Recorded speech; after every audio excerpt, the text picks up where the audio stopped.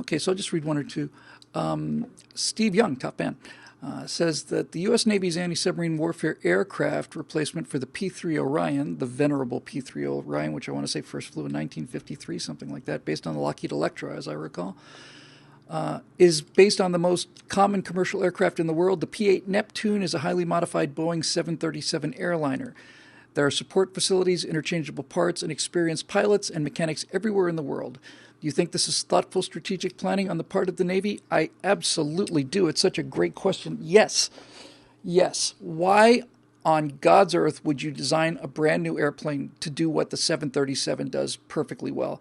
It's another example of repurposing of commercial jets. The first that I'm aware of, well, they actually had a Constellation, propeller-driven Constellation passenger propeller airplane was the first AWACS. They mounted a radar on top of that.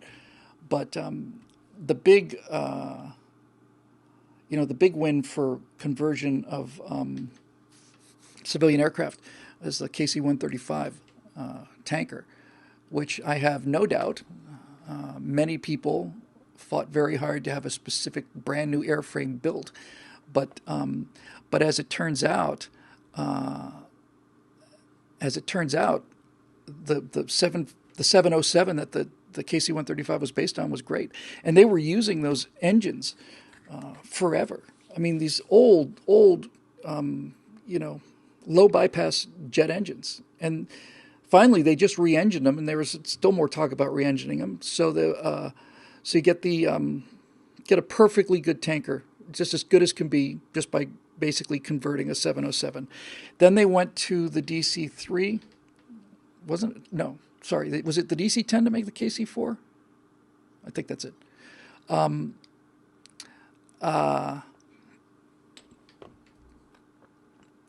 so then you got another jumbo jet free. There's a good amount of in fact, I think this thing was kind of a scandal a little while ago where Boeing proposed the 767, which is significantly larger interior structure, which means that much more fuel, significantly larger than the 707, and they were just going to take 767s off the line, used ones, paint them gray, KC-10, sorry, not the KC-4, yeah, KC-10 from the DC-10.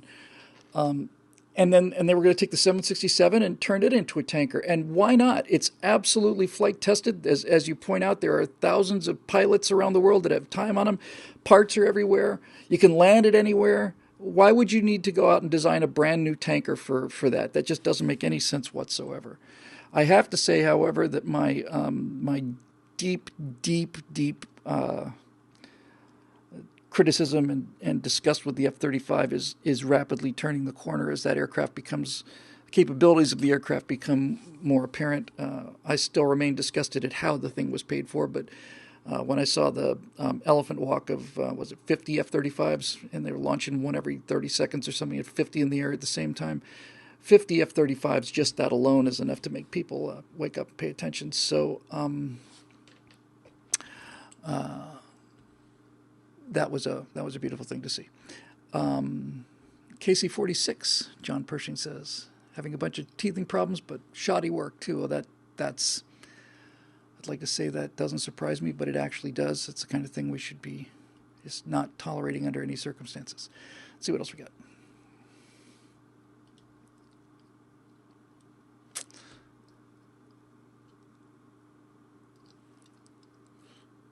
I'm going to just kind of just take a look here. Steve Young is all over this thing, and he's got all these pictures, all kinds of stuff. He's got a really cool picture. There's very few of these, and this is in the comment section on Facebook. And I'm absolutely fascinated by these pictures. It's a picture taken from, it's clearly, you can see the shadow of it. It's from a P30Ryan. And it's overflying one of our own subs. The sub is submerged, just the periscope's above the water, but the water's so clear you can look down and see the sub down there. Here's something that most people don't really understand. And this is actually genuinely mind-boggling. Give me 1 second. There's one more little piece of data I have to get because the story falls apart if I don't.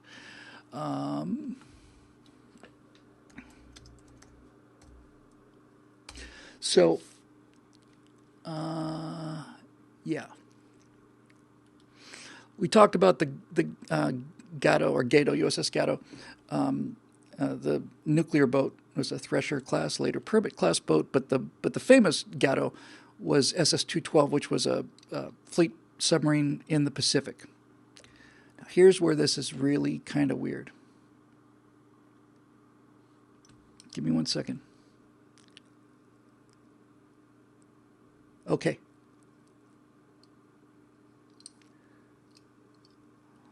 Okay. Are you ready for this? This blows more. It certainly blew my mind, and it still blows my mind. So in World War II, we had these diesel electric boats, and they were more or less the same size. They were the best subs of World War II, I think, by far, with the possible exception of that final U-boat that they made one or two out of. But think about this. We've all seen these movies about the World War II subs and so on, and you think, wow, boy, those guys are really down there.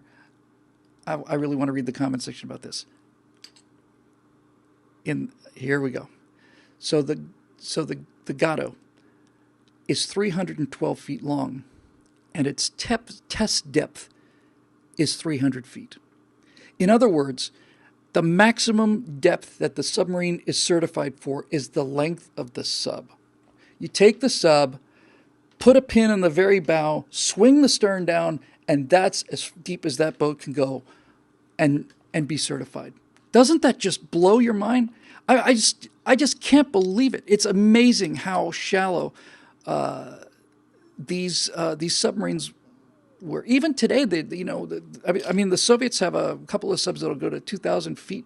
It's pretty good for a sub. I mean, I've been 600 feet deep, and that was obviously not news to anybody. They didn't cover up any of those repeaters for me when I went on board the Pasadena.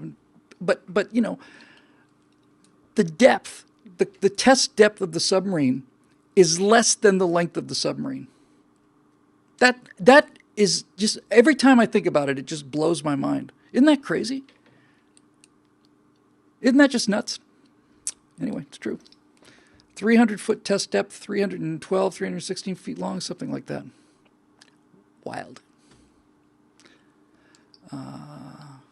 Let's see. And he's got a picture of the San Francisco hit an underwater sea mountain. Wasn't their fault. Wasn't on the charts. Smashed the nose and managed to survive. My God, Steve Young is all over this thing.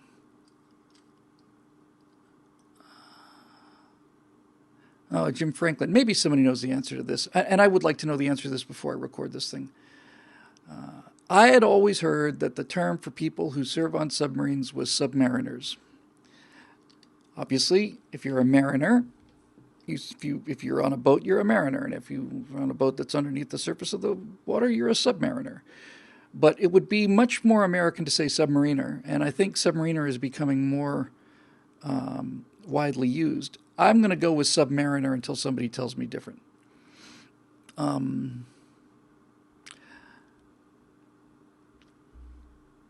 What are our thoughts on the U.S. Navy redesigning submarines to accommodate, this is from David Crean, to accommodate female crew members? Also, how effective do you think these mixed gender crews will be during wartime? Now, you're going to get both sides of the argument for me on that because that's an interesting question. The fact that they have to redesign a submarine for female crew members tells me that this is some kind of engineering space or weight or volume or something that could have been used for weapons or propulsion or something else.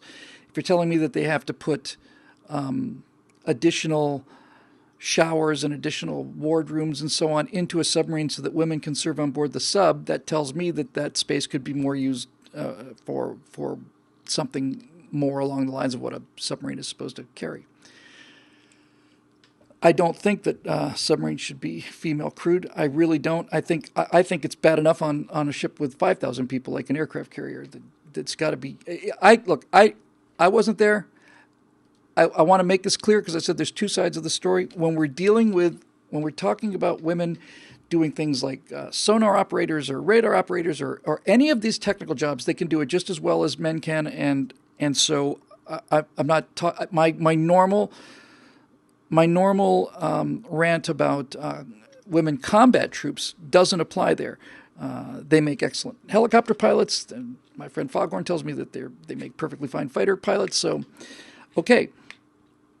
But I have to tell you, I suppose I could take it in the Navy if I was on board an aircraft carrier. But if I was on board an aircraft carrier and the guy who was my bunkmate had a girlfriend on the ship, I think that would really piss me off quite a bit. I think that would really, really destroy morale. And on a submarine where you're genuinely under the water for 3 months. You're on a patrol for 3 months. You don't surface for 3 months on the boomers, you know. I don't guess you do it much on the attack subs either, but you take a SSBN, subsurface ballistic nuclear, out there, and the captain gets clear of the port and says, submerge the boat, and nobody knows where that sub is going except for the captain of that boat. And he's got a, like, South Pacific. So you're on the surface of the moon. What do you do if you have a submarine with 120 guys on board and 2 women, or 1, or 7? I don't know. I just think that is really, really hard. I think it would set up all kinds of jealousies, and I think it would be terrible for the morale of the rest of the guys. And as Rubber City Rebel points out, the number of pregnancies on aircraft carriers is astonishing. It is astonishing. It's something like 80% or something. It's something crazy high. And AK-47 for now says women intentionally get pregnant to avoid cruises. Ask anybody in the Navy or Coast Guard. I believe all this is true. JC2K says, did they redesign the space station for female astronauts? I suspect probably not. So, I don't know. Anyway, as a general rule, I think it's a bad idea. That's not to say that, I mean, when I did my brief tour of CENTCOM, half of those stations were manned by women, and they were doing as fine a job as anybody else. They're patriots and warriors, and they're defending their country, and I think they have every right to do that. But at the same time, I just, when you get to the tip of the spear, I don't want any compromises. I don't want any compromises for social, BS. A couple people said, what about an all-female sub? If you want to get women in the Navy, why don't you just have a submarine that's all women? Okay. Be the SS Alexandria Ocasio-Cortez, and they have screen doors to keep out the bugs when they make the dive.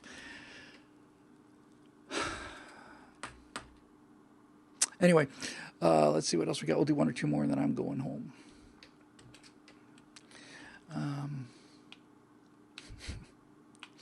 This is cruel and low and well beneath me, so needless to say, I love it.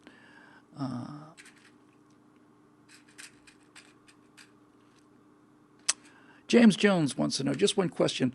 What displaces more water, a Los Angeles-class attack submarine or Hillary Clinton in a hot tub? I apologize in advance for the visual. I didn't think this through properly. No, you did not. Some things you cannot unsee, Bill.